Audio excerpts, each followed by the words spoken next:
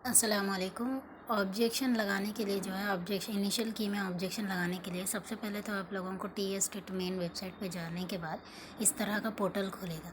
इस तरह का पोर्टल खुलने के बाद जब आप ऑब्जेक्शन की पे क्लिक करेंगे तो इस तरह का खुलेगा। उसके बाद आपका hall ticket number, date of birth डालने के बाद पेपर कोड, बुकलेट कोड डालने के बाद इस तरह का नया पोर्टल खुलेगा। तो उसके बाद यहाँ पे क्वेश्चन नंबर डालना है आपको जिसमें डाउट है।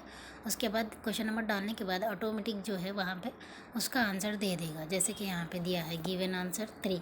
उसके बाद जो हमने आंसर दिया है वो मतलब हमको जो सही लगता है वो नीचे आप यहाँ देना है। उसके बाद नीचे जो है अपने को डिटेल्स लिखना है कि वो आंसर कहाँ से सही है, किस बुक में सही है। उसका पेज नंबर डालने के बाद लास्ट में जो है आपको सबमिट कर देना है। और यहाँ पे मैं प्रूफ के तौर पर यहाँ पे कुछ पेज नंबर 17 थर्ड क्लास की बुक में जो है 37 दिया गया है उर्फ़ तहजीब, और 6th क्लास की बुक में पेज नंबर 8 पे जो है 36 दिया गया। तो लिहाजा हमारे दोनों आंसर कंसीडर करने चाहिए कि दोनों आंसर भी हमारे सही हो।